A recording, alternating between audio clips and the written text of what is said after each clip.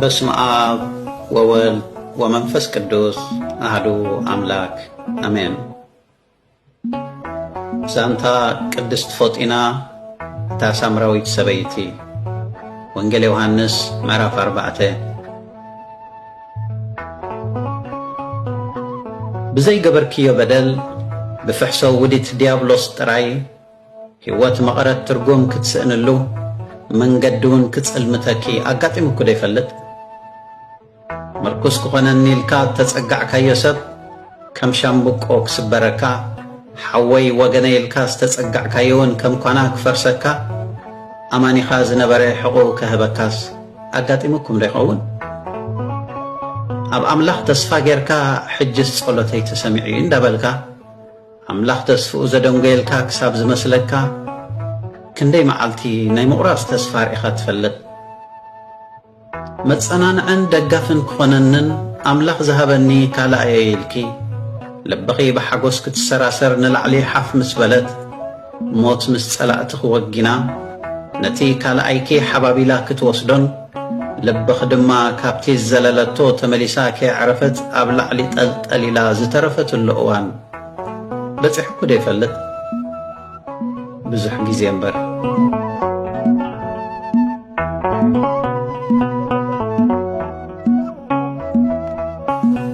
እዛ ምስክነይቲ ሳምራዊት ሰበይቲ ግን ነዚ ኩሉ ጸገማት ተደማሚሩ ብሓንሳብ ይበጽሕዋ።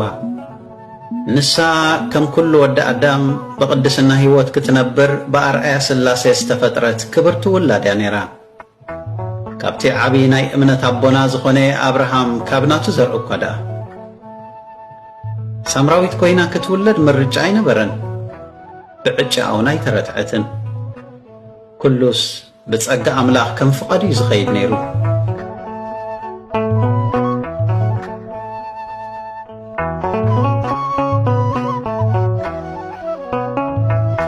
እዋኑ ብሰንኪ መጠን ብርቱዕ ሙቐት ከም ጉር እተን ሓዊ ዘለብለብ ብርቱዕ ፀሓይ ኣብ ዝነበረትሉ ግዜ ነበርቲ ሲካር ዋላውን ብጽምእ ማይ ቃዕ ኢሎም እንተነቐጹ ንደገ ክወፁ ኣብ ዘይደፍርሉ ዝነበረ ሰዓታት ፍርቂ መዓልቲ ጨው ቀትሪ ዝነበረ 6 ሰዓት ምዃኑ እዩ።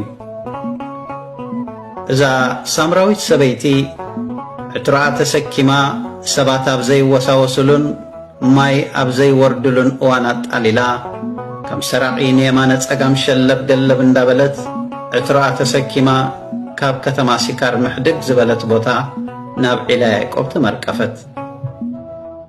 ዒላ ያዕቆብ ካብቲ ንሳ ዝነበረትሉ ግዜ ንልዕሊ 1650 ዓመት ዝነበረት ናይ ቅዱስ ያዕቆብ ዒላ እያ። ሳምራውያን ሰቦምን ጥሪቶምን ዘሰኪላ ኣዝያ ዘይትነጽፍ ዒላ ኮይና ህዝቢ ሰማርያ ድማ መዓልታዊ ህይወቶም ኣብ ኣተመርኮሰ ስለ ዝነበረ ሰብ መዓልታዊ ንግሆን ምሸትን ዝወርዳ ቦታ እያ ነይራ። ስለዚ እዛ ሳምራዊት ሰበይቲ ግዜ መሪፃ ጨው ቀትሪ ምድሪ ዕትሮኣን መገለሊኣን ሒዛ ከም ንፋስ እንዳትሓንበበት ማይ ክትወርድ ናብ ዒላ ያዕቆብ ደበኽ በለት።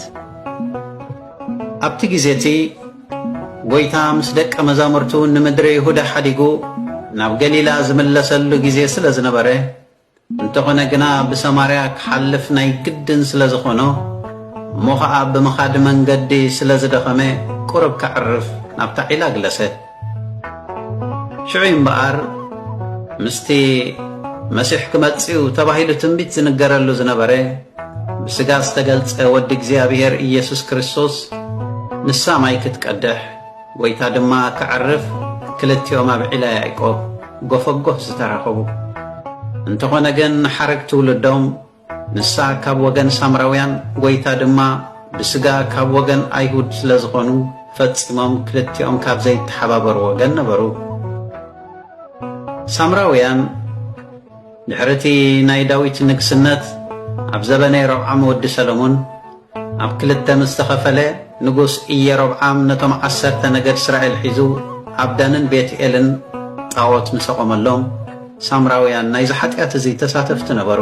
ከምኡውን እስራኤላውያን ን70 ዓመታት ኣብ ምርኮ ባቢሎን ከይዶም ከለዉ ምስ ኣሕዛብ ብምውሳቦም ነቲ ዘርኢ እስራኤላውያን ምስ ኣሕዛብ ኣዳቂልኩም ተባሂሎም ካብ ሕብረተሰብ ኣይሁድ ዝተገለሉ ወገን ብምንባሮም ሳምራውያንን ኣይሁዳውያንን ብኣከዳድንኦም ብላህጃ ዘረብኦም ብእምነቶምን ከይተረፈ ብዙሕ ፍልልያት ከም ዝነበሮምን ክልተ ተጻረርቲ ወገን ምዃኖምን መጽሓፍቲ ይገልጹ።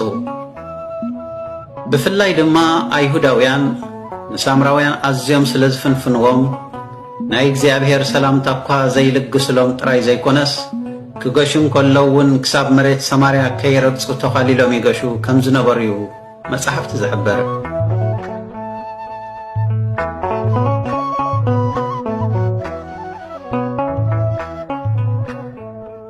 ኣብ ከምዚ ኩነታት ከለዉ እምበኣር ጎይታ ነዛ ሳምራዊት ሰበይቲ ማይባ ኣስቲኒ ክብል ሓደ ሕቶ ሰው ዘበለላ።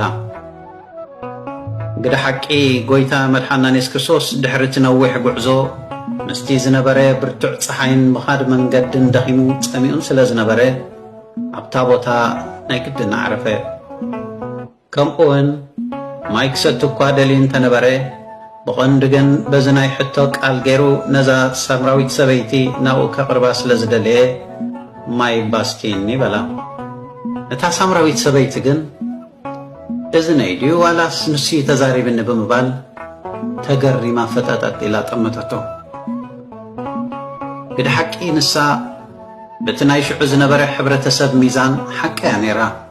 ምኽንያቱ ንሳ ሳምራዊት ንሱ ድማ ኣይሁዳዊ እሞ ከኣዚ ከይኣክል ኣብ ጽምዋ ቦታ ንሱ ወዲ ተባዕታይ ንሳ ድማ ጓል ኣንስተይቲ ብምዃኖም በቲ ድፍረቱ ኣመና ተገሪማ።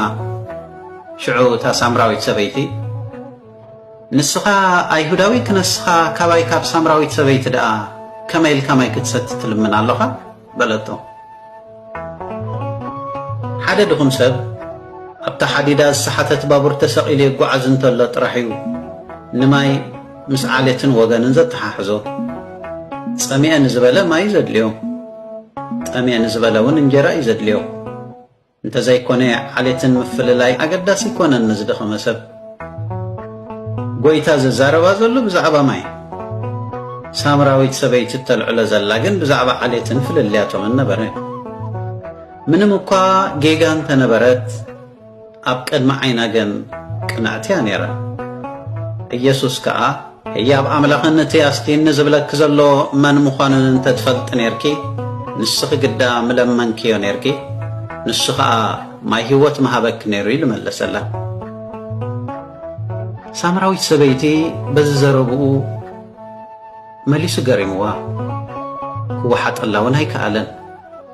ምኽንያቱ ናይ ያዕቆብ ዒላ ልዕሊ 30 ሜትሮ ዕምቆት ዘለዎ ኮይኑ ንሳ ነዊሕ መገለሊ ሒዛ ስለ ዝነበረት ጎይታ ግን ክሰትየላ ዝኽእል ታኒካ እኳ ኣብ ኢዱ ይነበረትን። ዋ ከመይ ገይሩ ኢኸ ክሰቲ ብምባል ብውሽጢ ሓሰበት። ወሲኻ ድማ ንስኻ መቕድሒ የብልካን እቲ ማይ ህይወት እትብሎ ዘለኻ ኸ ካበይ ክትረኽቦ ኢኻ በለቶ። ንሳ ሓቂ እያ ነይራ። ምኽንያቱ እቲ ዝልምና ዘሎ ተለማኒ ምዃኑ ገና ይፈለጠቶን። እቲ ጸሚኤ ዝብል ዘሎ ንዝጸምኡ ዘርዊ ንጥምያት እውን ዝዕንግል ኣምላኽ ምዃኑ ፈጺማ ይበጽሐቶን። እቲ ዝልምና ዘሎ ብሰማይ ሃኖስ ብምድሪ ውቅያኖስ ዝፈጠረ ናይ ኩሉ ምንጪ ዓይኒ ማያት ዝገበረ ኣምላኽ ምዃኑ ግን ከዓ ንምድሓን ደቂ ሰባት ዝተገልጸ ወዲ ኣምላኽ ምዃኑ ፈጺማ ይፈለጠቶን። ሽዑ ጎይታ ኢየሱስ ክርስቶስ ካብዚ ማይ ዝሰቲ ዘበለ መሊሱ ክጸምኡ፣ ካብቲ ኣነ ዝህቦ ማይ ዝሰቲ ግና ኣይጸምአን እዩ፣ ንዘለዓለም ዝፍልፍል ህይወት ዓይኒ ማይ እውን ክኸውን ይበላ። ብድሕሪ እዚ እዚ ኣትያቶ ዘላ ዕላል ታራ ወግዕ ከም ዘይነበረ ተገንዘበት። ካብ ህዝባ ተገሊላ ፈተውቲ ርሒቆማ ጎረባብታ ተጸይፎማ ንምንባር ትቃለስ ዝነበረት ምስኪን ሰበይቲ ጽምኣታ ከርዊ ናብቲ ዘጽምእ ቀትሪ ሰባት ጸርንያ ክትመላለስ ሕጂ ግና ሓንሳብ ምሰተኻ ዘይትጸምኣሉ ዘለዓለማዊ ህይወት ማይ ኣሎ ምስ በላ ነዚ ማይ እዚ ብሂጋ ንጎይታ ከምዚ ክትብል ሓቲታቶ። እሞ ኣነ ናብዚ ከይመላለስ ሓንሳብ ሰትየ ከይጸምእ ጎይታይ ካብቲ ናትካ ማይ እንዳሃበኒ በለቶ። ሽዑ እምበኣር ጎይታ ብቐጥታ ቆስላ ክጎድኣ ዝጀመረ